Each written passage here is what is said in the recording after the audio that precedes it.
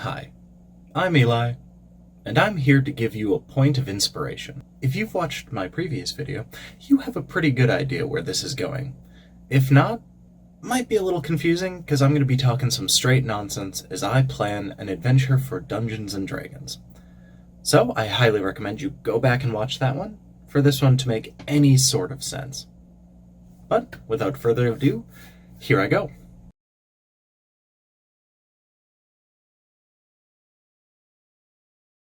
We are here in my little D&D closet. That's not a joke. This used to be the closet where we kept our winter things, our coats, and our decorations, and now I play D&D out of it. This is where I spend most of my time. I have my computer right here, and starting at 4 a.m. every morning, I'm in here chugging coffee, planning Dungeons and Dragons.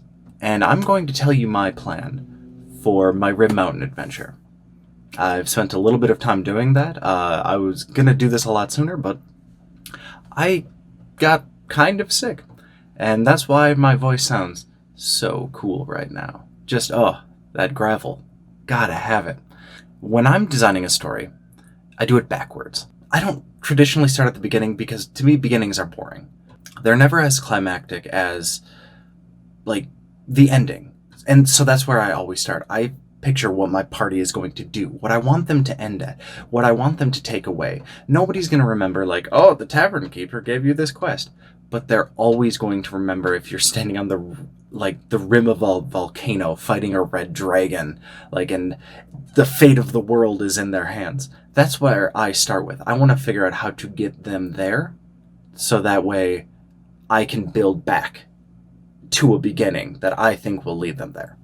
So I'm going to start at the end of here. So I went to Rib Mountain, and it was great. It was wonderful. I got a really good idea there. And I'm just going to cut to the chase. It involves cloud giants. And not just any cloud giants, the first civilization of cloud giants. The capital city of the cloud giants. I'm not going to give it a name, because naming things is the hardest thing about running a game, in my opinion. But I'm just going to call it the capital city. And the actual Rib Mountain itself, as it just seemed to appear out of nowhere in a vast field of emptiness, that is a fallen cloud giant city.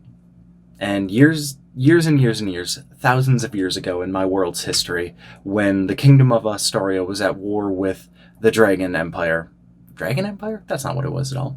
With just the dragons. Something happened, some cataclysm, some dragon attack, caused this city to start falling from the sky and just careening into the earth. And a cloud giant queen sitting on her throne, the queen's chair, she prayed to her god. I want to say it's Memnor? Is that a magic card? Hold on, I'm looking this up. Let's see. Giants. This is embarrassing. Yeah, I was right. It is Memnor.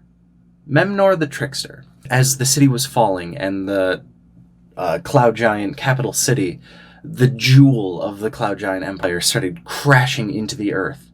And this queen prayed to her god, Memnor. And Cloud Giants have this feature where they're 50% lawful, or 50% good, 50% evil. So I rolled to see what would happen. I straight up rolled. 1 through 3 was a good thing that Memnor would do, and 4 through 6 was a bad thing. I rolled a 6. So he turned them to fog, or into cloud, because all cloud giants have the fog ability. He turned them to fog and cursed them to live that way. And as the city that's made of this condensed cloud stone, I'm not entirely certain what it's made of, but I'll get to that. And the city crashed, and it just made an impact, a 4-mile wide hill, mountain, and it was much taller at this time. Huge. And the city crashed, and then this fog kind of fell over this while. It crashed between a couple of lakes, and some lizard folk were living there, and they think the mountain is evil. Rightfully so, it fell from the sky, and lizard folk are want to hold these beliefs. I also like to think that there's bullywugs there because I love bullywugs. Anyway, over time, this mountain got. Well, I was just going to say it became a misty mountain, but I'm pretty sure the Tolkien estate would sue me. So it just became cloudy. And people started going there and then never coming back, as Dungeons and Dragons adventures tend to do. What I've decided is this mist here is actually the architecture and the structures of this city that toppled over dissipating as clouds do. So it's constantly shrouded in mist because I drove through that fog on the way to Rib Mountain. And so there's always this like layer of mist. It could be the sunniest day, blue skies in every direction, but when you look at this mountain, it is just mist. And the cloud giants themselves, I wrote up stats to make them fog giants. So they're a little weaker, maybe more manageable for other lower level parties. But these fog giants are just so mad, and they're proud, and they don't want to leave their city, despite the fact that it's toppled over and trees are growing on it, and it's just run down for thousands of years. Their pride and their anger at their fall let in some Shadowfell influence, corrupting the land a little bit. So it's very, very Barovia-like, where there's this mist where, oh shoot, are we going to end up in Curse of Strahd, or are we just on this weird mountain? But their anger corrupted, so that's where all the growth and all this fungi live. And there was no animals that I saw except for maybe a deer, 2 deer, nope, 3 deer. I imagine this adventure begins because I want my party to interact with this queen at some point who didn't die. She's just eternally fog. They're living this half existence, which must be very difficult. Oh, I didn't talk about the architecture. So what gave me this idea, it wasn't the queen's chair, it was actually these pebbles that I was finding while I was walking on the trail. They were very cloudy. They looked like a dark thunder cloud at the top, and then it would fade down into this lighter, kind of less menacing color. I'm thinking that those were actual clouds. That these rocks are, and the quartzite is actually condensed cloud stuff that is slowly disappearing and fading over time, which gave all of the rocks on Rib Mountain that I found rounder features. They weren't terribly sharp or pointy. They looked very weathered over time. And I think that's what I'm going to do this. I'm saying all of these cloud giant structures are just evaporating. Or whatever clouds do. Do they evaporate? I'm no scientist. How do I get my party to Rib Mountain? Fantasy Rib Mountain. I don't know what I'm going to call it yet. I did see those deer on the path. And what I'm going to do is, I'm going to pretend that those are corruption deer. That they are made of, living tree. They're kind of like dryads. I don't know if there's stats for that. If not, I'm just going to have to make them up. Or they're more like blight stags, which would actually be really cool, and if somebody were to draw that for me, I'd be most appreciative. It involves a town, or a city-state thing, where one of the rulers has died, and there is a ceremony where anyone who would like to take the seat of the ruler has to go hunt down one of these blight stags and make a crown out of the antlers. I'm imagining dwarves, because this sounds very dwarvy. Dwarven? Dwarvish. Doesn't matter. But that's what I'm imagining. So the party gets recruited at a fairly low level to go to, you know what? Calling it right now? I'm calling them the Shrouded Hills. Don't know if that's taken. If it's not taken, TM. But calling it the Shrouded Hills. And the party has to go there with whatever representative they choose. Whoever they deem worthy who should sit on the throne. So that way I have a little wiggle room to make up a bunch of fun NPCs. And if you want to use this adventure, you can make up some fun NPCs. And the party will pick the one that you had the least planned for, because that's how this whole game works. They travel there, and I want them to explore the whole mountain. And it's eerie. They walk through these shrouded woods. and there's mist everywhere, and it's so easy to get lost. If there's a ranger in the party, they can't find their way. They know the paths, it's easy to follow, but these swirling mists that they swear they see faces in, or maybe that's just a trick of the light or the mind or the paranoia. There's just an uneasy presence, like you're constantly being watched on this hill. And they're trying to track something, and they run into myconids, because I love the little mushroom guys. They can run into other dryads or blights, because I just think that's fitting. Other fungal creatures, until they eventually, after a successful couple of rolls, track down the blight stag, and they kill it. Wonderful, everything, and they take it back to their settlement, and that's where we're going to leave it for a while. Then, maybe a couple levels later, they get word that one of the people who didn't win, a more industrious-minded person, had explored the mountain, and they decided to mine it because they found the rocks interesting.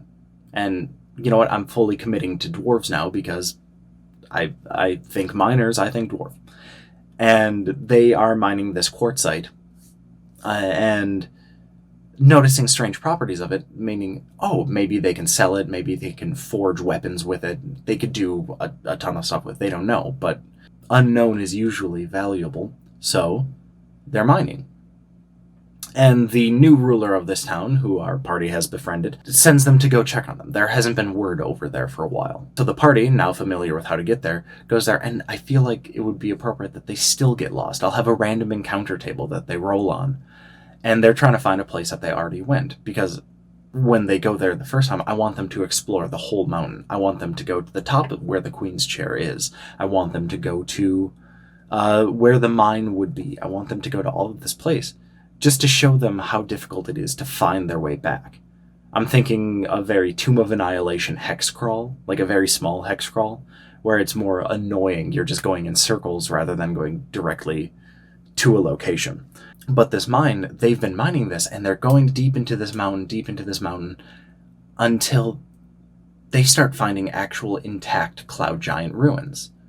They find something. This is huge, and like these huge, probably 45-degree angle rooms filled with just treasure beyond imagine, and it's stagnant in there, and it's just creepy. And that's when they first start seeing these fog giants, who are just furious that people are encroaching on their capital city.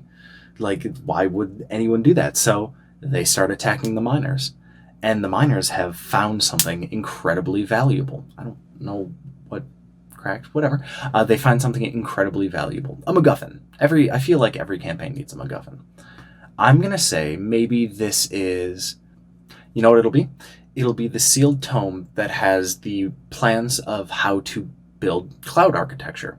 Because according to the monster manual, cloud giants can't build anymore. So this is a hugely valuable tome that a lot of people would pay a lot of money for. And I feel like these very proud cloud giants wouldn't want anyone to have this, because if they can't have it, if they can't reach the skies anymore, if they can't live among these huge clouds, then why should they let anyone else, even if it's their own kind? So they strike back.